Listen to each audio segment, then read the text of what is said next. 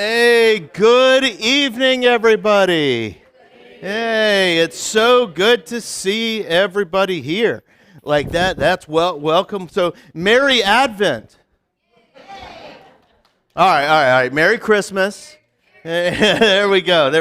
It's so good having everyone here. This is the story of this event, which we've kind of told a lot, is we were having problems with Advent a few years back. And we started doing this thing where we kind of talk about something interesting and then sing a bunch of Christmas carols in between all of these. And we used to have, in the previous years, we called it the Christmas Time Songbook. And we had all the lyrics for it inside here. The problem is, and I know you're going to be surprised when you hear this, but the lyrics change in these songs. Every so on, and what we realize is over the years is that the digital version will grow different than the thing we printed back in 2019. So we're like, let's just put it on the old the screen this tonight. So what we're gonna do is Paul Kaufman grew up Jewish. And he's going to talk about Hanukkah with us. And he's broken up his talk into 6 50-minute long segments. Yeah, like that. And it's gonna be amazing, right? Like all of that. We're gonna hear the entire book of Exodus read in Hebrew. like that. That's, and so like it's gonna be great, right? Like, and so we have all that, and in between those segments, we're gonna sing a Christmas carol all together. So we need to choose our first Christmas carol, and so it's gonna be over there. We're probably gonna sing 7, maybe 8 of them. So we're not gonna get through this whole list. But what's the first one? Let's save Joy to the World for the last, okay? Oh, come all you faithful was the first one I heard. Is that everyone all good with that? All right, so cue up, oh, come all you faithful. Okay, so we're going to go through that. Paul's going to come up after we begin singing, oh, come all you faithful. But thank you so much for coming to this.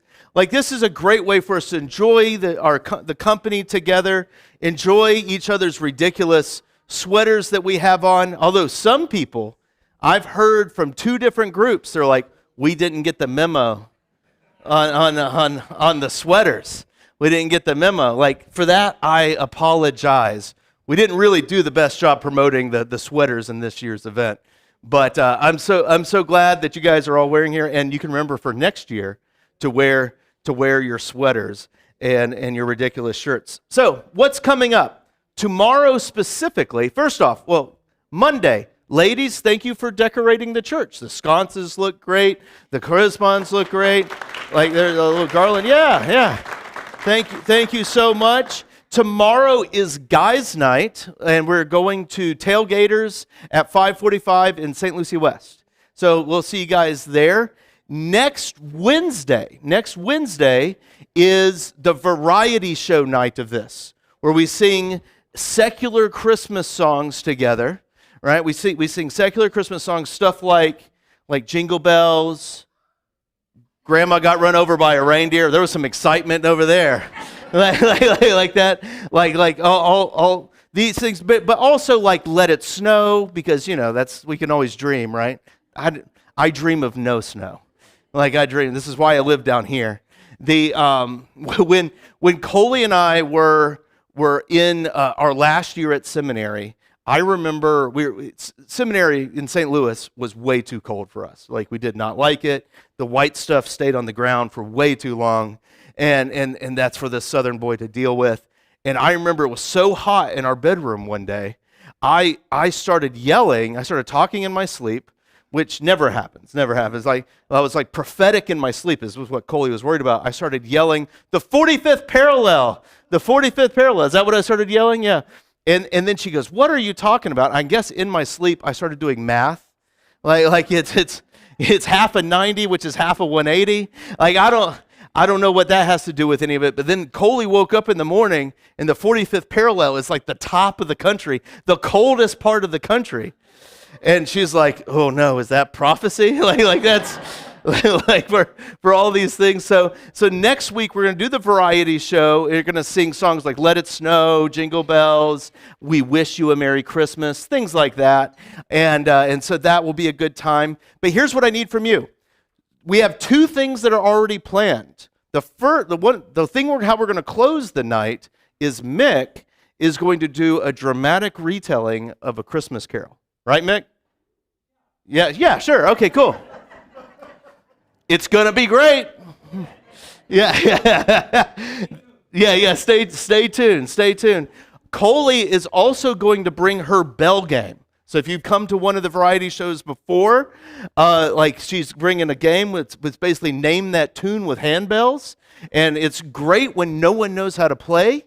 And you guys out there have to figure out what they're actually playing. And it's a good time. So come on for that. But here's your homework for that. If you have a sweet story, a funny story from Christmases past, if you have a favorite Christmas poem or just something, like that, and you would like to share that day is a perfect day for that. And so like come on for those things, and it's just a fun time to have together there. The week after that, Advent 3 is what we'll call it, on that Wednesday at 6 o'clock, we'll go to Mission Barbecue for Christmas dinner. Traditional Christmas dinner at Mission Barbecue, right? And so, do what? Oh, well, hey, no. Well, what it is, on Maundy Thursday, after our Maundy Thursday service, we always go to IHOP or something like that. We go to Mission Barbecue for the same reasons we go to IHOP.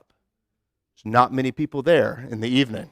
Like that, and we can kind of infiltrate a Mission Barbecue, and they won't care. They'll be happy that we're there, right? Like so it's if you come to it in the past, it's a fun time. And then Christmas Eve is 4 and 7 o'clock, and 7 o'clock is with the Koreans. So if you would like to see Pastor Kim preach and all of that, it's fun. We've been doing the Korean service since I got here. And it's a special time. But aside from that, the services are identical. And I think that's all of the announcements I had today. I was talking to Pam. This is not meant to embarrass you, Pam, but she looked at me and she went, "I got the easier to read Christmas Carol," and she goes, "It's still hard to read." And it is hard to read. It's not our language anymore. It cosplays as our language, but it's not our language anymore. What I told her is something I meant to tell everyone on last Sunday is on Audible. The Audible version of A Christmas Carol has Hugh Grant reading it, and he does a great rendition of it. And native tongue, it sounds just real great. I follow along with the book while the glorious like tonal ranges of Hugh Grant dance in my head like sugar plums, right? So as I listen to it, that's how I do it. So if you would like to have an audiobook version of it, that's the one I recommend. But cool, it's great having everybody here. All right, what was the first song we were going to do? Oh, come all ye faithful. Well, let's begin today as we do everything here at Grace. Make our beginning in the name of the Father, Son, and Holy Spirit. Amen. We begin with, "O come all ye faithful."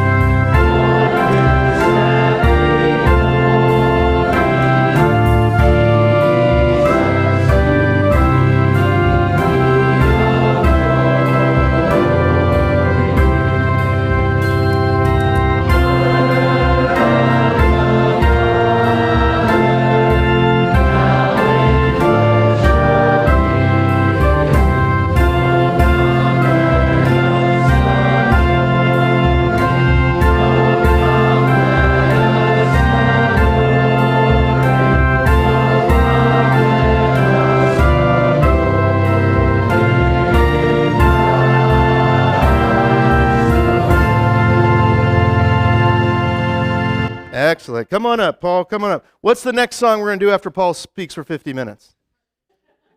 What? Hark the Herald Angels Sing? Yeah? All right. So cue up Hark the Herald. And Paul, so you got some good stuff for us tonight about Hanukkah? Yeah, I want to talk about Hanukkah. Oh, my, I got a speaker on. Oh, man, a little loud to me. And so we're going to start out slow, give you some background of some things, and eventually we'll light the candles as if it's the first night of Hanukkah, which is not really till December 14th. But we're going to light one candle tonight. I'll say the prayers called the Baruch Atah, and then we'll go from there so you can hear some Hebrew and speak it. Just want to start out, if you want to put that first screen. This is our current year, which is based on the approximate time that Jesus was born. So this is the year 2025. Does anybody know what year it is in Jewish history?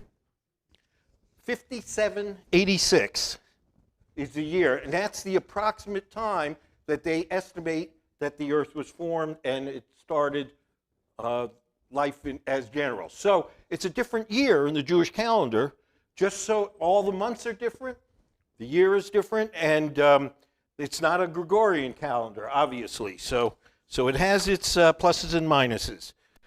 So before we get going, just so you know, all Jewish days, all Jewish holidays, the service, it's a Saturday morning service, but it starts at sundown the night before. All holidays start at dawn the evening before. So if you see, like Saturday morning is the Jewish Shabbos, it actually starts on Friday night and ends at sundown on Saturday. And all your holidays, when you see them on the calendar, they start the evening before. And so your first night of Hanukkah says December 14th, so it starts the night before is when you light the candles. So just so you know, that's an interesting thing that it goes dawn to dusk as opposed to our normal calendar. We ready for the song, or do you want to go into the next thing about the dreidel? So no, we're good. We'll do the song. So if you've ever done, especially 7 o'clock Christmas Eve service, and how you talked about how we in Jewish, like the next day begins at sundown, right? Like that. It's if you've ever been to our Christmas Eve service, I always start, especially 7 o'clock, because the sun's down. I go, let me be the first to tell all you guys Merry Christmas, right? Like that's why I do that. That's why I do that. Oh, and there'll be a quiz on the year at the end. No, No. Good deal. Thanks, Paul. We'll sing "Hark the Herald Angels Sing."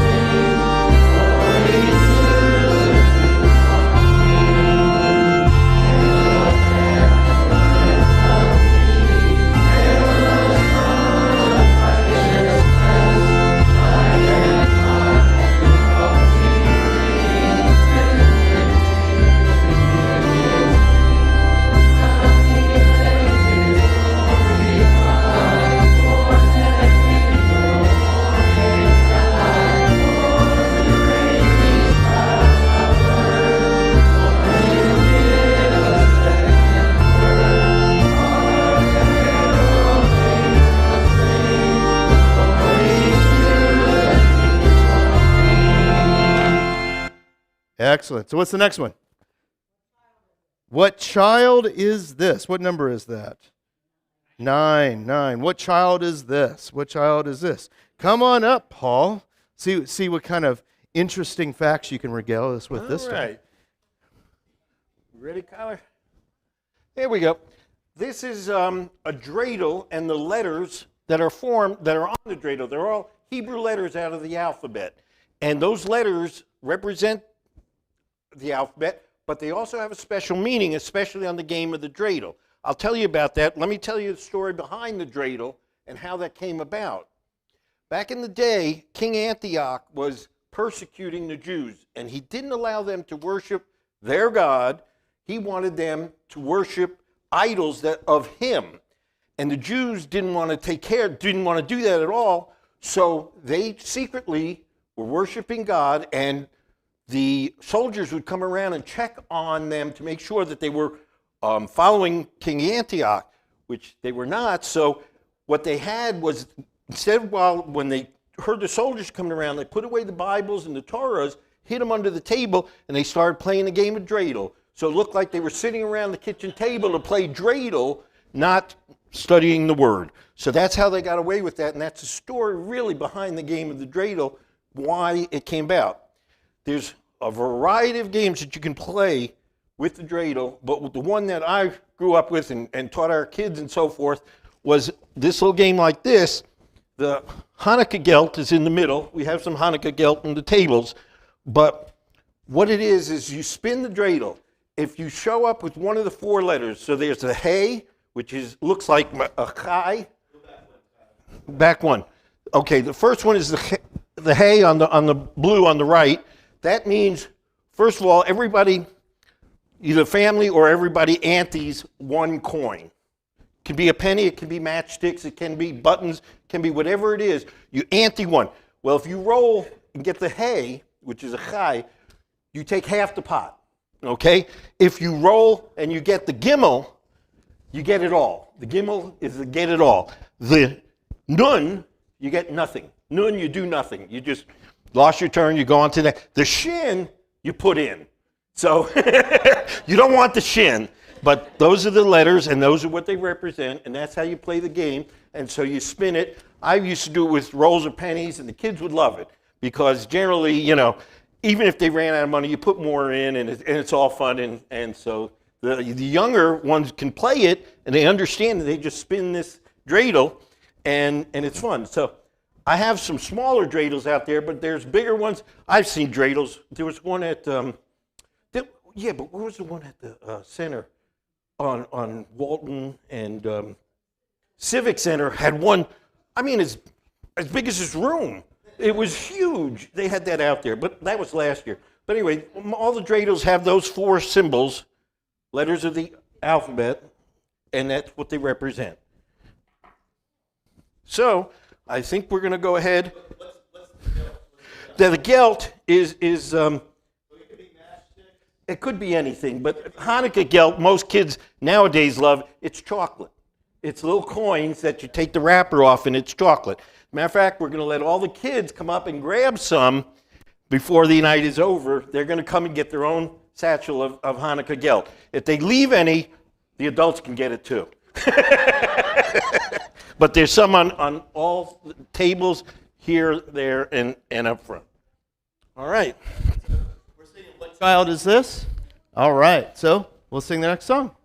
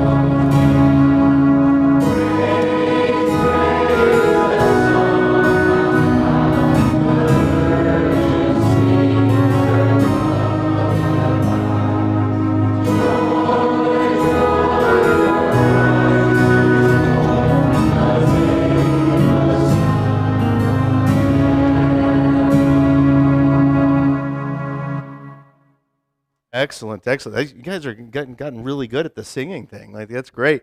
What's our next song? What's our next song? Go Tell It on the Mountain, number 14. Paul is going and telling it on the mountain about Hanukkah right now. Right, like that, that's like over there. That's fascinating about the dreidel. I've never really like the I didn't know the history of the dreidel and how it was a cover for like reading the scriptures and all that stuff. It's like, quick, put it. No, we're just spinning this game. That's why we're sitting around the table. I guess I need to start reading my scriptures like with some chocolate just ready to go. Is that how I need to do it now? Pretty much. Next slide. So this is just a little slide showing the menorah and the oil and how it was lit back in the temple.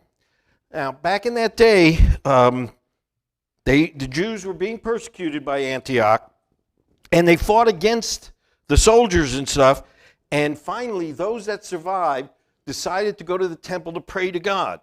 But the soldiers had busted all the jars of oil, and so they couldn't meet and couldn't see together, so they had one jar. So they lit it, and that's the miracle of Hanukkah. That oil lasted 8 days, and it took 8 days to make a new jar of oil, so they lasted long enough for them to make more oil so they could meet together and pray to God. So that's the story and the miracle of Hanukkah, which is, Hanukkah stands for miracle of light and such. So that, there's 8 days. That's why we light 8 candles. And it's called the Festival of Lights or Feast of Dedication. And it's referred to in John 10, verses 22 and 23, says that very thing. He talks about the Festival of Lights. And so I think we'll go on. Should we talk about one more? Let's see. What's the next slide? We got songs. We got to do some songs.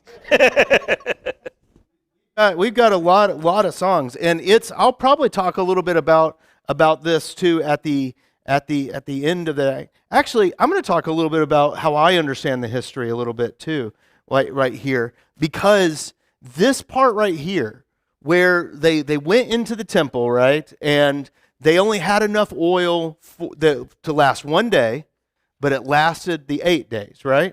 So what brought that on, and this is the story that I love so much, is that the Greeks, Alexander the Great, had conquered Jerusalem and the Israelite people, right? And they kind of viewed themselves as like they were in another Babylonian captivity. This is about 100 years before Jesus. And they had taken them over, and they raised up someone to be a leader from their midst to basically kick the Greeks out, kick Alexander the Great out, and all the Greeks. That guy's name, his nickname, the Hammer. The Hammer. I talk about this story a lot, right? The Hammer, which is arguably a really awesome nickname that you have, right? Like that. Like I think my joke is my friends call me Donut. I don't appreciate that, like that. That's and so his name was the Hammer. His name was Judas Maccabeus. If you want to read his story in the Apocrypha, which is another set of books that we don't have in our Protestant Bibles. Our Catholic friends have it in theirs. But you can find it. It's called the Apocrypha. There's a book called Maccabees.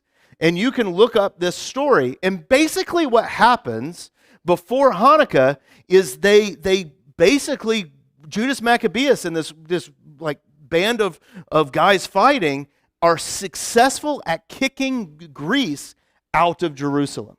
In Greece, the Greeks were using the Jerusalem temple to worship Zeus and things like that inside of it. So when they successfully kicked them out, this is when things get really relevant for us Christians in the room. You ready? When they successfully kicked them out, Judas Maccabeus came riding into Jerusalem on the back of a big white war horse to all these people on both sides yelling, "Save us, save us, save us." You know what that is in Hosanna, there we go. You guys know this story. Hosanna, Hosanna, Hosanna, right? Sounds like Palm Sunday, right? So they like, Hosanna, Hosanna, Hosanna. He comes in, and do you know where he goes right away? He goes straight to the temple. And what he does is he cleanses the temple. All this language is relevant. He cleanses the temple of the Zeus worship that was going on, the false worship in there. He cleanses it, and then when he's setting it back up in the proper way that the Jewish people set up the temple according to Exodus and Kings and all that stuff, like they get it over there, and they only had enough oil because they were just fighting for one day. Right? So think about this festival, right? Think about this festival and what it means. They're still celebrating this, 2,100 years later, 2,125 years later, right? Like that. That's what they're doing. It's this same festival. So when all the gospel writers have Jesus going in and then going into all these shouts of Hosanna, everyone that knew Jewish history would have known what he was doing. And think about it. That was only 100 years beforehand. It was only 100 years. Think about the history we know from 100 years ago. Like institutional memory that we have. Some of you were close to being alive 100 years ago. Oh, boo, boo, boo. Like that. But yeah. But think about what we know. I mean, we look back in the Depression was 100 years ago. Around that same time, we have this institutional memory of all this stuff. They had that same thing. So when Jesus is coming in and then goes straight to the temple and cleanses it, everyone would have known what he's talking about. But he didn't come riding in on a big white war horse. He didn't come as the hammer to break heads together. He came in as the Prince of Peace. And he brings the light of the world in, right? He brings that light into all those things. And when he cleanses the temple, he doesn't cleanse it from the baddies out there. Notice that? He cleanses it of the impurities that we have brought onto it, right? And he brings back the poor and the lame and the hurt and heals them in the midst of the temple. And so he still brings us in and heals us as well. So thanks, Paul, for allowing for that. And what's the next song that we were doing? Go Tell It on the Mountain. All right.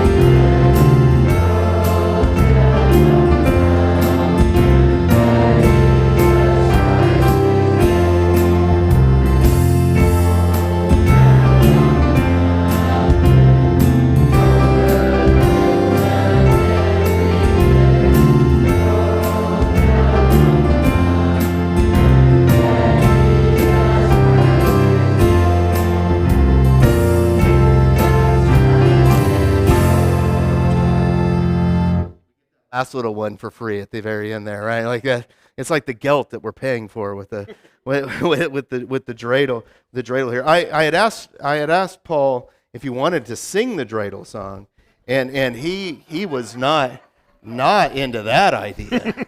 Like I know, right? I was like I have it on the piano, like that. That's no. That. I know, I'm causing dissent. I think not. I'm causing dissent. What I have on the piano is not that good. I did not fight for it. So that's anyway. What's our next song? What's the next song? Yeah, the dreidel. I knew the dreidel was going to come up. What did someone say over here? Away in a manger. It's number one. All right. Let's see if what do we got on the next screen? This is a Torah, and this is a Hebrew Bible. Now, what's interesting is, like when you drive in Ireland or England, it's on the opposite side of the road, the steering wheel's on the opposite side and everything. How confusing and strange it is to us here. Well, the Jewish Torah is opposite of what we consider everything is done from right to left versus left to right. So we read this way. The Jewish Bible reads the other way, and so does the book. Starts from what we call the back and goes to the front. It's opposite. Same thing on the shamus and lighting of the candles. You start on the left side or the right side, and you go across this way, where normally everybody would figure it's the other way around.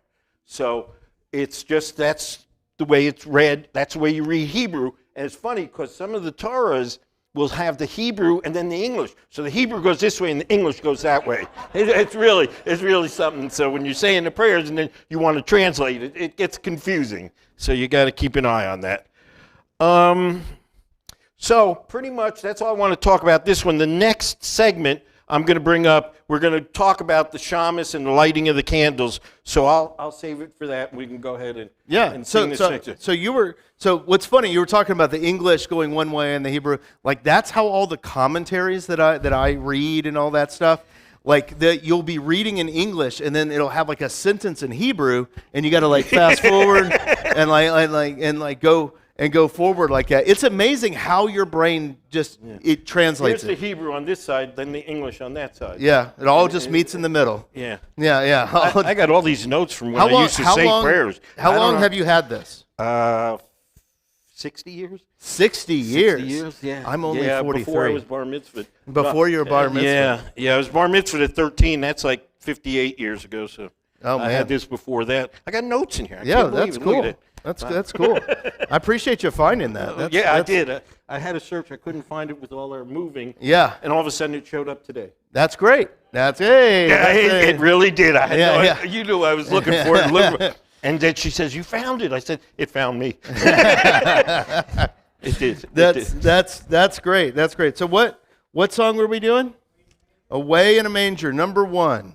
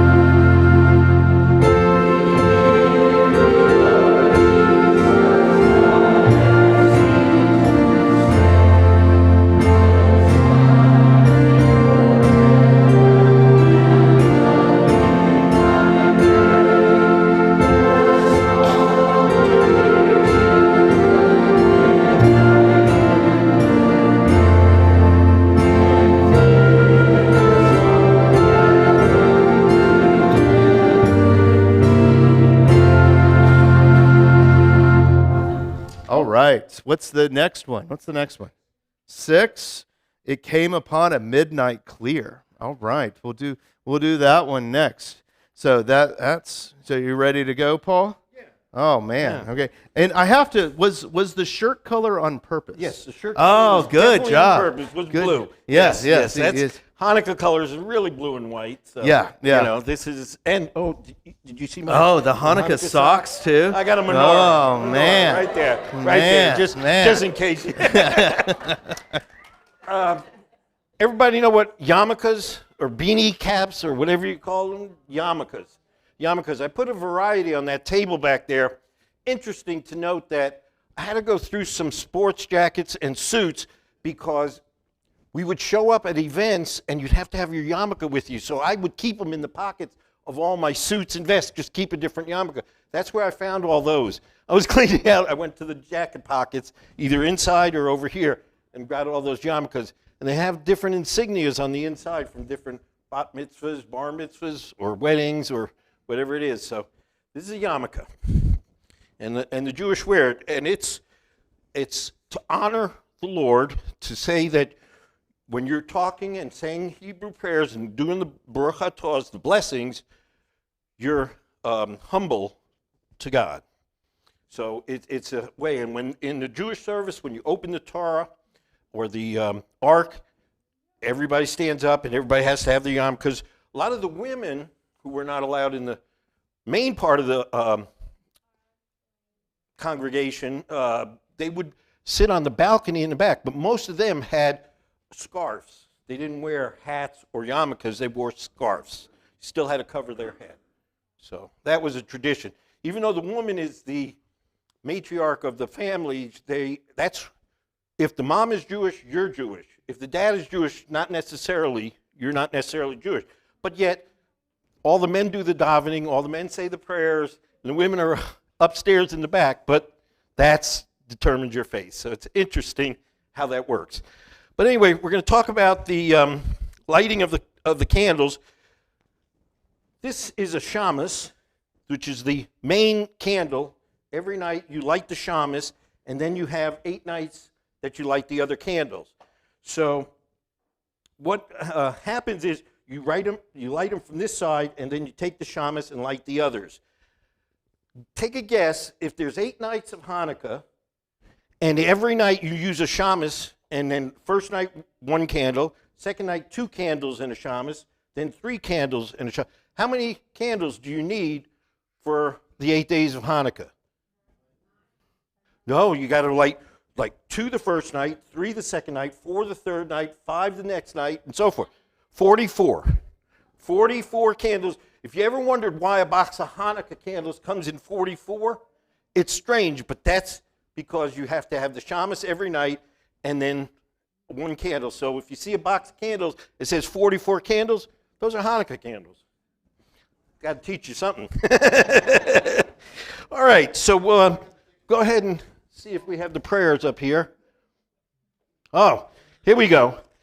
Can you all read that?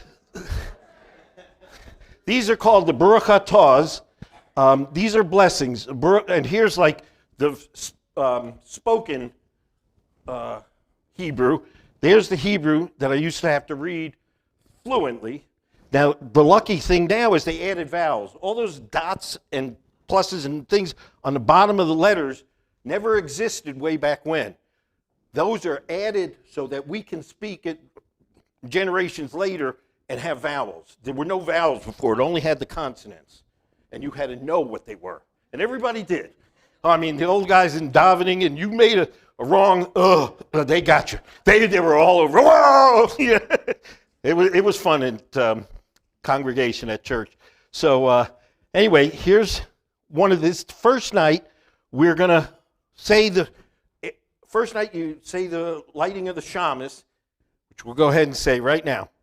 Baruch atah Adonai, Eloheinu melech haolam, asher kiddushanu b'mitzvosav, v'tzivanu lahadlik ner shel Hanukkah. I'm sorry, that's the lighting of the candle. The first night is down below. Baruch atah Adonai, Eloheinu melech haolam, shehekiyanu v'kiyimanu v'higiyanu l'hazman hazeh. And the translation is right below it. Blessed are you, O our God, ruler of the universe, for giving us life, for sustaining us, and for enabling us to reach this season. So I'm going to go ahead and do the Baruch Atah for the lighting of the candle, since we said that one for the shamus.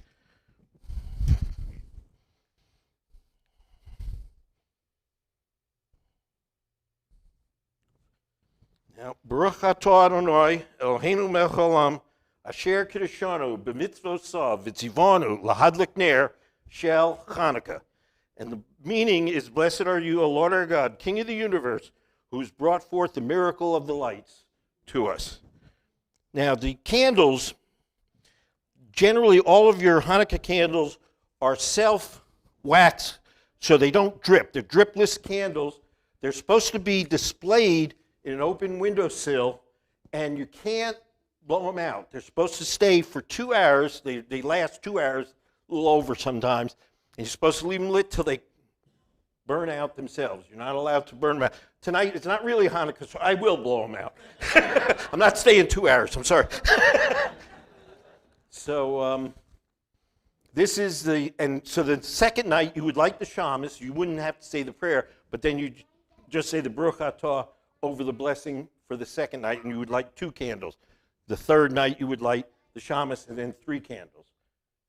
Thus, this is the celebration of the miracle of light, of oil that lasted for 8 days over Hanukkah. Excellent. Thank you, Tom. I made that, Tom. Paul? And that was the end of your presentation, too, right? Or do you have one more thing? Just one last One last thing. All right, good deal, good deal. So we were going to sing, what were we going to sing? It came upon a midnight clear.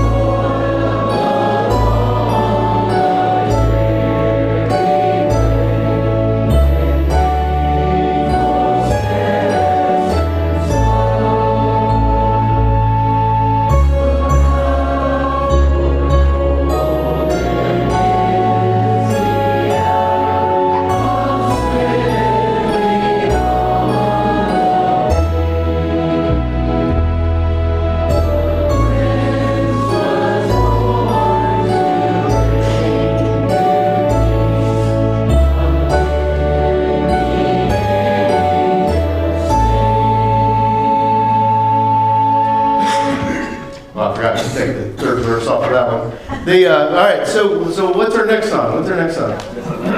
No, it's not the last one quite yet. I'll say goodbye before we do the last one. First Noel? What did you say, Kurt? 8? What was 8? Silent Night. All right, so who wants First Noel and who wants Silent Night? First Noel. All right, Silent Night. Oh, man. You got outvoted, man. I'm sorry. Boo. Yeah. When he starts First Noel, he's got the control back there. All right. So that's good. So Paul, come on. What? Both? Maybe we'll do both. We'll do both. Like that. That's. At this time, I did want to mention. Well, let's say next slide. There are many other Jewish holidays. Hanukkah is actually not the most religious. I know Christmas is one of the most religious, and Easter is, but in Jewish tradition, there's a lot of other more religious holidays. This is just the miracle of light, and it's not a major holiday, although kids think it is because many kids get a gift every day for 8 days. So they look forward to Hanukkah a lot more than other holidays. They don't even know the other holidays. But anyway, at this time, I just want to say all the kids can come up and grab their own bag of Hanukkah gelt and dreidel, grab a dreidel or two, and after they're done, any of you can grab a dreidel. I've got about 100 of them. I think there's only 55 of us, so everybody can have a dreidel. I don't know about the gelt. There's probably not that many bags of gelt, but grab those. There's on that table. Adults, you can get them after we're done. That table. But kids, come on that up. Table in the back. Got some up here? This one, they can. So kids, grab yourself some Hanukkah gelt and a dreidel. One of you. Take a dreidel. Get a dreidel over there. Not one of those big ones, one of those little guys. Did you already get yours? Who else have we got? All right. So the adults can get them after? Is that what he says? You can get the Hanukkah gelt. So one thing I want to talk about is there's a lot of days that are really important, like Yom Kippur, like you've heard about that. Also, what, Sukkot? Right? Sukkot, yeah. Yeah. Like that's a really big one there. And that also involves lights. Are you familiar with that one too? A little bit. Not so much. So like this is what I know. This is all Rosh I know. Hashanah, I know. Yeah. Is that one is they have these giant, they light up. Now this is before artificial lighting. They would put these giant candles, like torches, up in Jerusalem, so the whole city would have been lit up. And it would have been lit up kind of like a city on a hill, like all of these things. You've heard that being said before, right?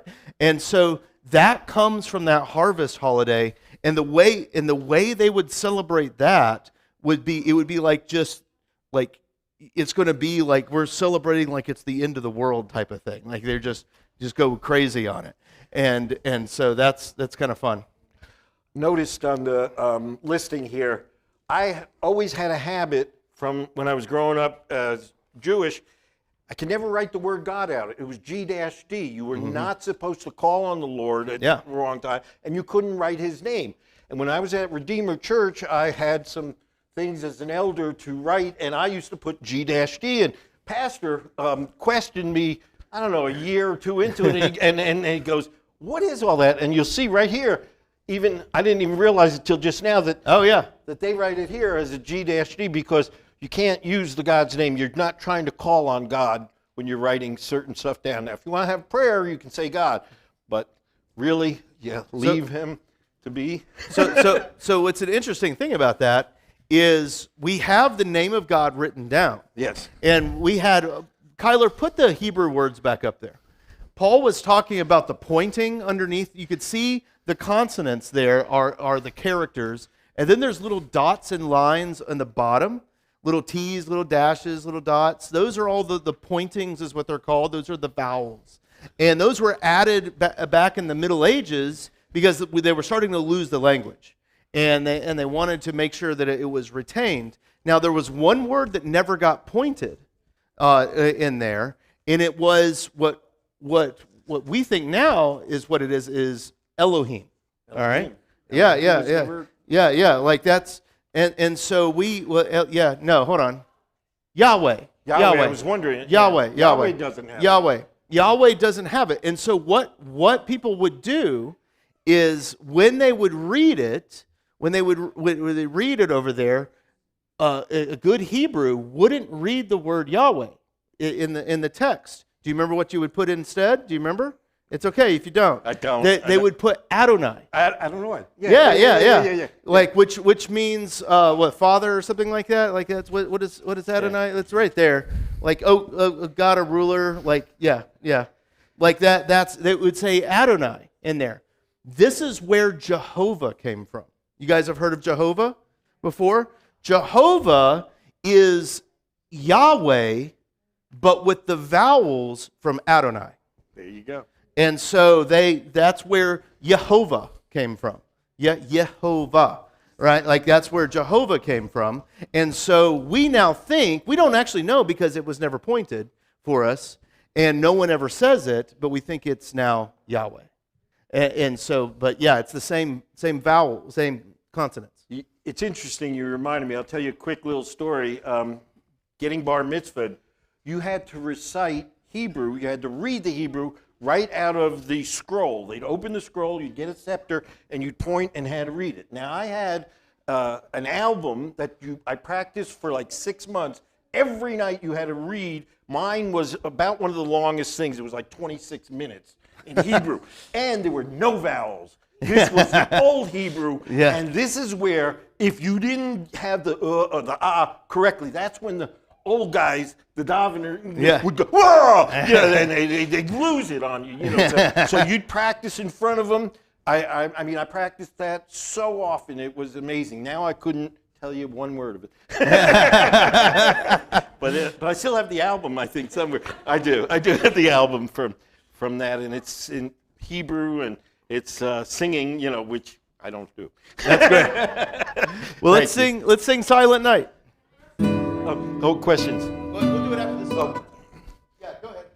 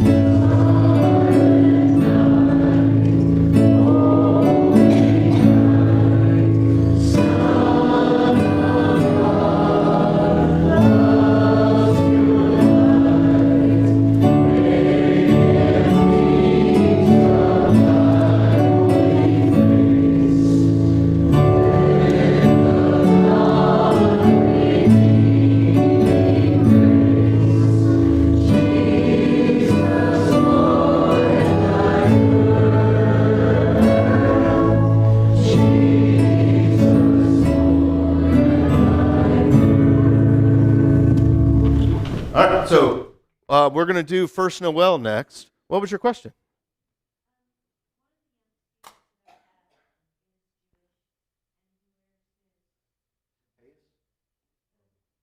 Yarmulke?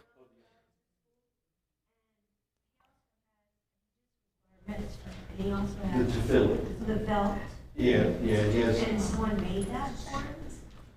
So come on up, Paul. Oh, come on up. So we're asking here is that we have a student that wears the yarmulke and was just bar mitzvah and wears. And he has white little dangles all around it. Yeah. And does he wear the box and then the wrapping around his arm?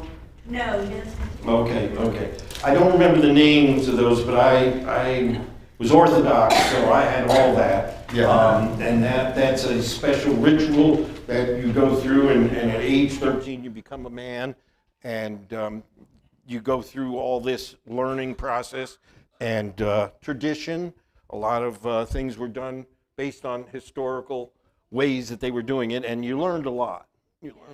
But my biggest problem that I had is in the Orthodox, it was all Hebrew, and there was no translation in English. So I went to synagogue, and I would recite the Hebrew. I didn't know what I was saying, though. I didn't know the translation. And then it was funny when Nancy and I, we were looking, and we went to a conservative synagogue, and they were all speaking English. And I was like, I couldn't take it. That wasn't right either. So it was interesting. Very, very interesting. Yeah. Well, and that stuff, like what he's talking about with the wrap, I can't remember what that's called right now. And Teflon. And Palace. Palace. Yeah. And so that's all connected. Like you've heard verses in the Bible that talk about write them on your foreheads, write them on your thing. That's all those things are connected to those ideas, like in the scriptures. Yeah. So that's that's so there's pros and cons to having original languages and not, and there's some of those things. There was another question, yeah, Bill.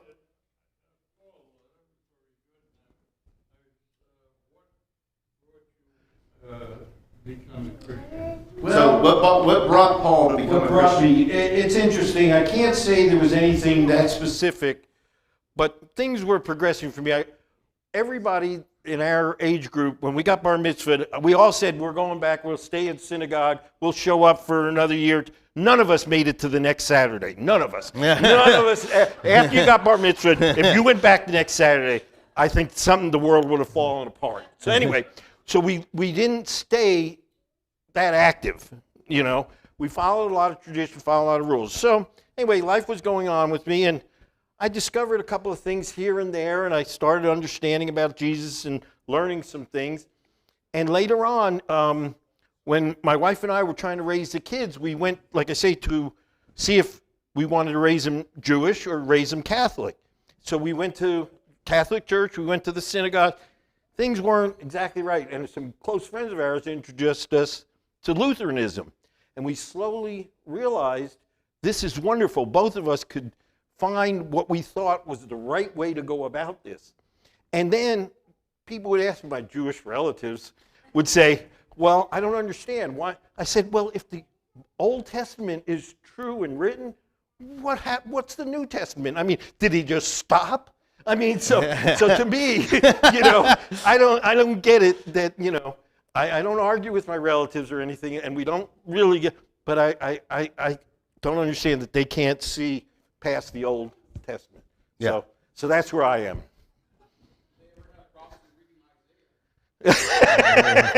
Well, oh my gosh, dude, we had a rough time. They view it differently. They view it differently, like that. But no, that thing. Actually, the Isaiah question, the one that the Morning Star thing and all that's coming in, they kind of view that as the one true Israelite. And we view that as Jesus, but they think it's the one coming. So, but we'll sing First Noel. First Noel.